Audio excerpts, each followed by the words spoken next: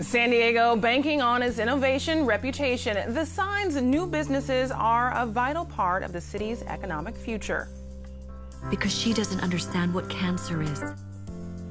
A campaign ad hitting some emotional notes. The San Diego group who's jumping into the debate for the sake of children.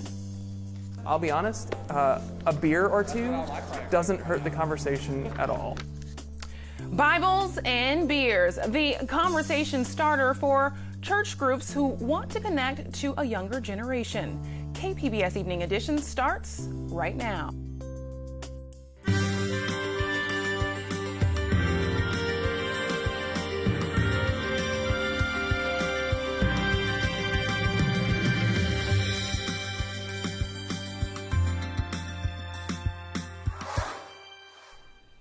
Good evening. Thanks for joining us. I'm Ebony Monet. The trial over Trump University will not be delayed.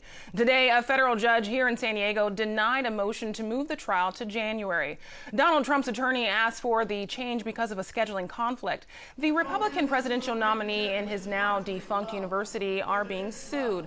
They're accused of defrauding students who paid as much as $35,000 in hopes of making it big in real estate.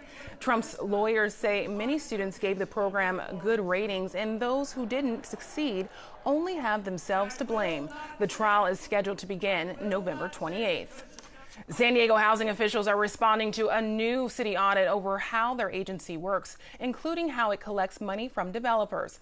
The auditor's report says the San Diego Housing Commission needs to improve the way it monitors those payments to make sure it collects everything that's due.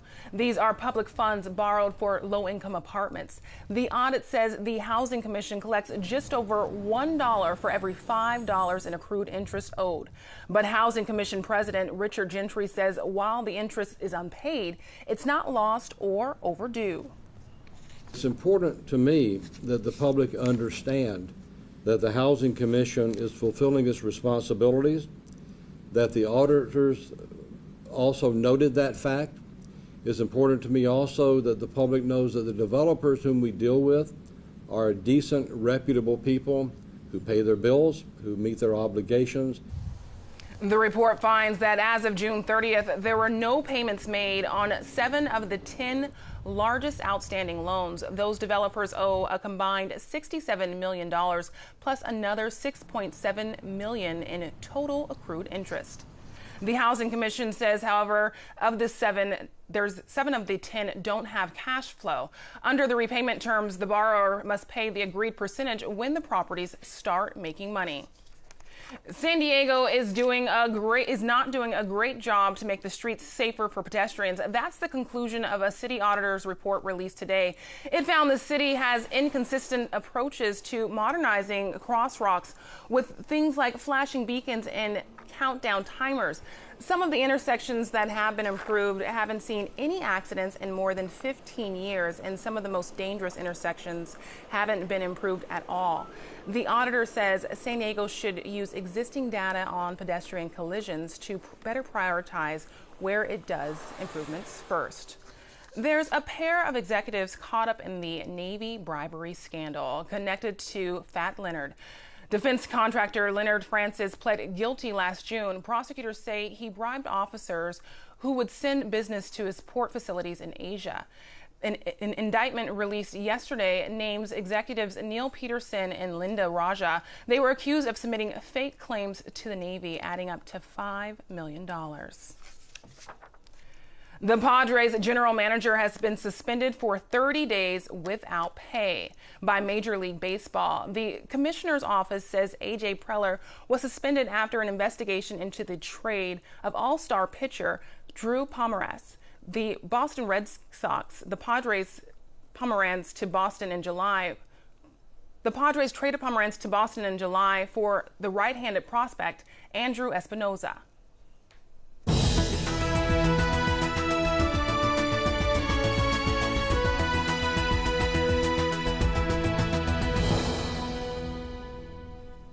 The San Diego Unified School Board has jumped into the fray over Proposition 56, the tobacco initiative. KPBS health reporter Kenny Goldberg says the board unanimously endorsed the measure at this week's regular meeting.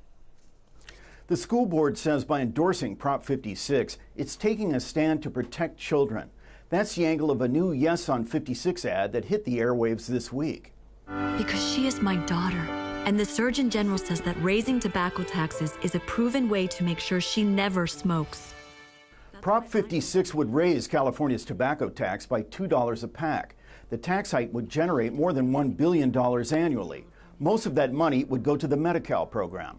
Tobacco companies say Prop 56 would cheat public schools out of at least $600 million a year. School board president Michael McQuarrie says that's absurd. I have no idea where that's coming from. I know the motive behind it. The motive is that they want to sell cigarettes, and whatever they can say that will discredit the effort, they will do that. McQuarrie says Prop 56 will make cigarettes more expensive. He says that will dissuade more kids from picking up the habit. Kenny Goldberg, KPBS News. U.S. regulators have issued an official recall of Samsung's Galaxy Note 7 phone because of risk of fire. Samsung has already voluntarily recalled the device after a few dozen devices exploded or caught fire. The chairman of the Consumer Product Safety Commission, Elliot Kay, says customers have two choices. This recall provides two options, and that's important. First option, you can get a replacement phone. The second option, an equal option, is you can get a refund. It is the choice of the customer and the customer's choice alone which option to choose. Note 7 owners can find out if their phone is at risk by contacting Samsung, providing a number from the back of the phone. Kay says about 1 million devices are affected. About 2.5 million of the phones have been sold. San Diego's innovation sector continues to occupy a significant role in the region's overall economy. KPBS reporter Eric Anderson says a new report finds that the innovation economy includes more than 6,700 companies. This is the third year in a row that San Diego has had more than 400 startups. The 2015 Innovation Report points to new businesses in software, life sciences, and electronics. There were new firms centered on environmental technology, aerospace, and recreational goods. San Diego Mayor Kevin Faulconer says the region's innovation reputation is growing. San Diego's innovation economy has matured to a point where it's a vital part of our economic future.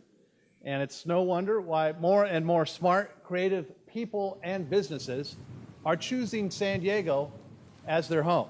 The county had more than 6,400 patents awarded in 2015. Venture capitalists invested $1.2 billion in local firms, and the sector packed an economic punch of $52 billion. That's nearly a quarter of all the goods and services produced here.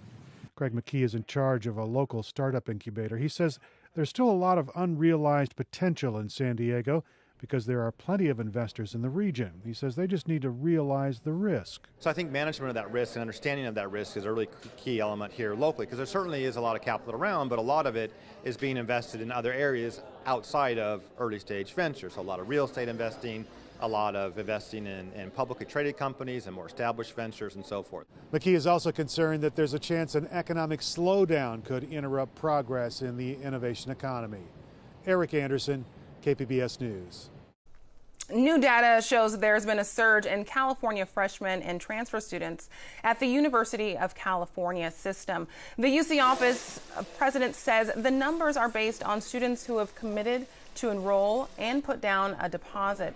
38% of new enrollees are from underrepresented minorities, including Latinos, African Americans, Pacific Islanders, and American Indians.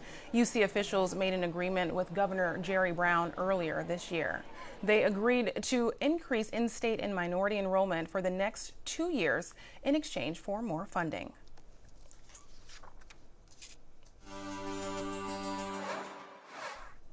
A long impasse in Congress over funding to fight Zika may be nearing an end. Congressional aides say Republicans will give in and let clinics affiliated with Planned Parenthood share in the new funding.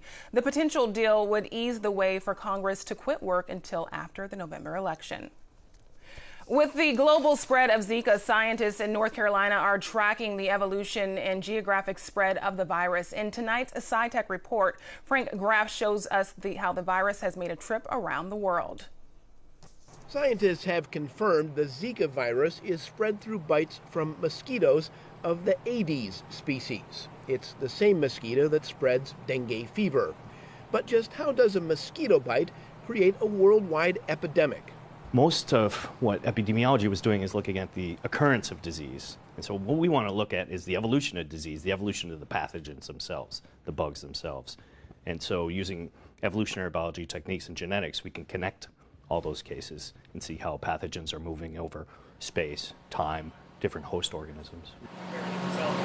Dr. Daniel Janus threw a lot of computing power behind that question and created an eye-opening view of the worldwide spread of a disease. Okay, so here it's spreading throughout Africa, right? Zika was first identified in the Zika forest in Uganda in 1947. It's considered a mild disease in Africa, and the virus stayed in Africa for almost 20 years. And then it moves to Malaysia. Then going forward to about 2007, it spread to Yap in Micronesia. Then going forward from there, 2013, it spread to French Polynesia. And now we're seeing in 2014, 2015, it's spreading through the Caribbean, South America, and Central and Mexico and North America.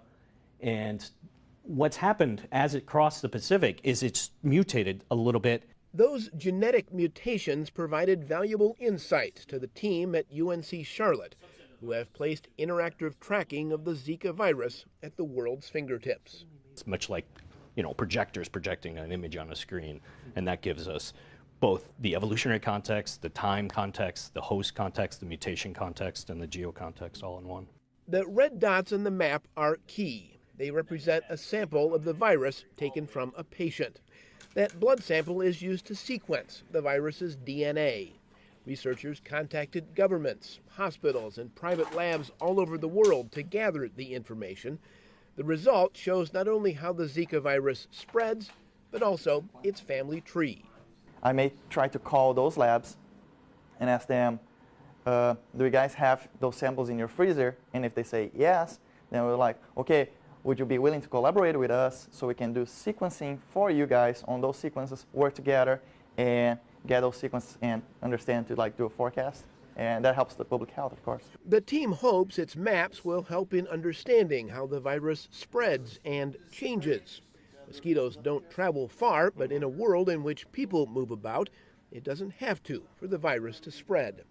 The mosquito bites an infected patient. The Zika symptoms are flu-like: aches, pains, and fever. They last about 7 days. The mosquito bites the infected patient and flies and bites a person who doesn't have the virus.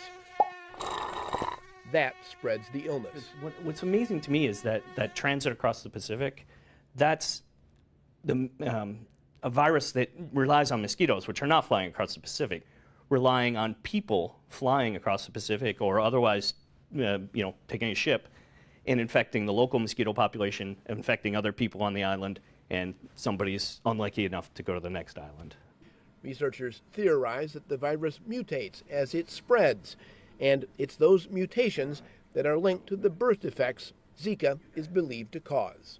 So what is the relationship then between, say, this and that over there in Haiti, I think that is? Okay. So they are sisters that share a common parent, and that parent has other parents and so forth. Researchers even added a feature to the map to show the relationships between strains of the Zika virus. So here you've got, in West Africa, two sisters with a common ancestor, and you can what the particle guide helps us visualize is the flow of information down from the deep ancestry of the virus down to the surface of the Earth where the actual viruses are happening. Bottom line, while the Zika virus, now linked to a surge in birth defects in Central and South America, was first identified in Africa roughly 60 years ago, it is not the same virus. It has mutated. We really like to show translation over geographical space. It really kind of helps get an understanding of how the diseases flow. These viruses were isolated out of patients not long ago, and we're putting it all in a context. And it's very much akin to you turning on the 6 o'clock news and seeing a weather map of storms coming across the middle of the country to North Carolina. Here, we're seeing a virus moving across the world, potentially affecting North Carolina. You can see more stories like that one on SciTech Now, Sundays at 5:30, right here on KPBS. There are new calls to consider the value of water. One San Diego group wants you to imagine a day without it. When you turn on your faucet, do you ever doubt that you'll get running water within that same second? Have you thought about how many miles this water travels before it reaches you? San Diego Coastkeeper produced this video. They hope it will help community members rethink water. They want to raise awareness about the severity of water levels for one of the state's main water sources, the Colorado River. Sunny skies and a warming trend in the forecast this weekend and on into next week here in San Diego, with temps climbing into the triple digits in the desert areas. Shanae Shocker has that in tonight's KPBS Weather Report. There's really nothing to be complaining about if you're in the Southern California area, as far as the weather goes at least, because over the last 6 hours, it's been beautiful. There's not been a cloud in sight hardly. Moving into tonight, we're going to have a nice evening for your Thursday, 62 degrees, partly cloudy skies. Those clouds will increase throughout the evening and into tomorrow. Let's take a look at the rest of the county as well as we move out to the east. In Alpine, 50 degrees for your low tonight, 46 degrees in Ramona, and out in Mount Laguna, they're in the low 40s. Borrego Springs, though, in the 60s. So still a beautiful evening across the board for the most part. And if you're out in the Ramona or Alpine, you might want to grab a jacket. Here's your setup for Friday. An area of high pressure creating a warming trend throughout the region. We're going to be seeing those temperatures really start to increase and throughout this weekend. You can see this warm, dry air mass because of that high pressure system just south of the jet stream. And we're going to continue to see those temperatures rise. Let's take a look at your extended outlook for the coast. That's right, your 5-day outlook. On Friday, 72 degrees. Those temperatures begin to increase. And by the end of the weekend on the coast, we're seeing temperatures in the upper 70s. And to start your work week on Monday, we are going to be in the low 80s. Those lows that night sitting around 62 degrees. As we head inland just a bit, those temperatures do rise, and we start on Friday at 80 degrees. They get up to 93 on Sunday, and to start your work week on Monday and Tuesday, you're in the low 90s and the upper 80s. So definitely sunny and warm throughout the inland areas. As we head into the mountains, those temperatures do drop, but we are seeing that increasing temperature build up to the low 80s on Sunday. Your lows are sitting in the 40s, so definitely chilly evenings. Grab a jacket as you head outdoors, especially on your weekend. And as you head out on Monday, you're starting to see a decrease in temperatures into the 70s. Now, out in the deserts, it is extremely hot. We're seeing temperatures start on Friday near the triple digits, but they're definitely going to be breaking that triple digit heat at 102 degrees come Sunday. They'll continue in the triple digits through Monday and Tuesday as well. Temperatures in the evening, though, much more comfortable. 64 degrees on Sunday, 67 on Monday, and 73 come Tuesday. I'm Shanae Shocker, KPBS News. President Obama designated the first marine national monument in the Atlantic Ocean today. It consists of nearly 5,000 square miles of underwater canyons and mountains off the New England coast. Speaking at the State Department conference, Obama said the monument is a needed response to dangerous climate changes in oceanic dead zones and unsustainable fishing practices. The notion that the ocean I grew up with is not something that I can pass on to my kids and my grandkids is unacceptable. It's unimaginable. And so the investment that all of us together make here today is vital for our economy, it is vital for our foreign policy, it's vital for our national security, but it's also vital for our spirit. The designation will lead to a ban on commercial fishing, mining, and drilling within the monument, though there will be a 7-year exception for the lobster and crab industries. Recreational fishing will be allowed within the monument. Some changes are coming to the Reuben H. Fleet Science Center in Balboa Park. Its name is getting shorter and its reach is getting longer. Starting tomorrow, the museum will be called the Fleet Science Center, and it's expanding its education efforts beyond the park with the help of teachers across the country and after-school programs. The car of the future may be on the streets of Pittsburgh. A new pilot program from Uber is there now, testing self-driving cars. Associated Press reporter Robert Bumstead finds out what customers have to say about this new service. If you want to see the future of transportation, look no further than Pittsburgh, Pennsylvania. On Wednesday, Taylor Pollier's workday started off with a ride in a self-driving car. It was extremely cool. He hailed it with ride-sharing company Uber. The company launched a pilot of its self-driving taxi cab Wednesday. It's the first time the public in the U.S. has had access to an autonomous taxi. The car felt responsive. It felt like it accelerated quickly, but also stopped kind of quickly. In fact, we were sitting in traffic near the Bloomfield Bridge, and I thought, wow, this is just like taking an Uber any other day. For now, a driver and a test engineer sit in the front seat to monitor the system, taking over as needed and performing the parking before and after each trip. Sensors mounted all over the car track the road and surrounding vehicles, 7 traffic light detecting cameras, a radar system that detects different weather conditions, and an array of 20 lasers that spins on top of the car, generating a 3D map of the surrounding environment. A mix of meandering, narrow streets, hills, and tunnels make Pittsburgh an ideal place to test the abilities of a self-driving car. On Wednesday, the cars successfully avoided cyclists, unpredictable drivers, and knew when to obey school speed limit signs. It's something that will help to allow us to be at the forefront of an entire new economy that's being built under autonomous vehicles. Pittsburgh Mayor Bill Peduto says Uber's decision to test its cars in Pittsburgh is a welcome addition to the city's efforts to modernize its transportation system. He says already sensors are mounted at intersections all over the city to improve traffic flow, and one day they'll be able to communicate with self-driving cars on the road. It will be much safer. It will be much easier for somebody who's riding a bike or somebody who is a pedestrian or somebody with special needs. And we'll start designing our cities for everyone. For now, Uber's testing is limited to only certain parts of Pittsburgh. Eventually, Uber plans to remove the co-pilots from the car entirely. Robert Bumstead, Associated Press, Pittsburgh. I'm Judy Woodruff on the next NewsHour, the first of a 2-part series on forced marriage. We look at the issue among American-born women here in the U.S. That's Wednesday on the PBS NewsHour. Cheers to faith. Some church groups are offering pints along with conversation. AP reporter Carrie Antofinger has more on who they want to talk to. The beer is flowing, and so is the conversation at this Wisconsin bar. And the topic on the table? Religion. There are just so many things that Christians say, no, this is a sin, but they have no support of that actually being the case. Gatherings like this are part of a national trend of religious groups combining faith with cold brews. They know what it is to talk about their faith in a church, but they've never done it. Most people have never done it in a bar, so it's a totally new environment and maybe fresh.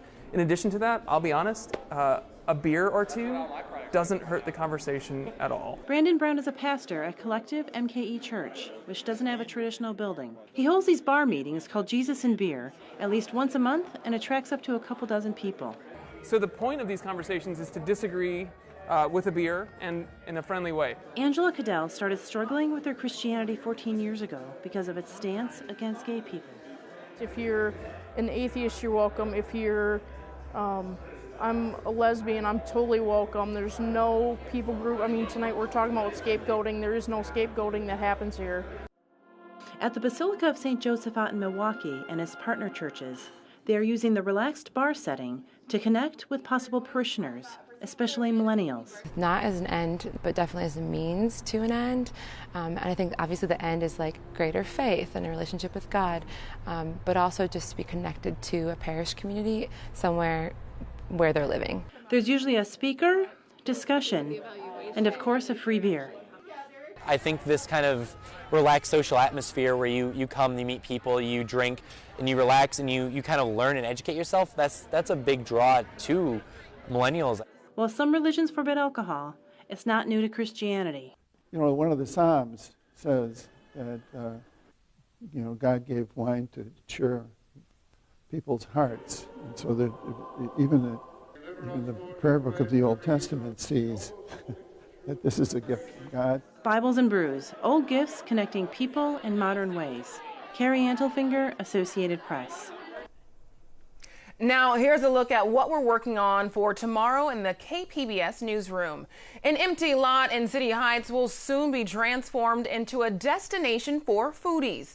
We take a look at how the public can help. And on Midday Edition, with rallies and donations, Native Americans in San Diego stand with tribes in North Dakota to oppose the construction of an oil pipeline. That's tomorrow on KPBS Radio.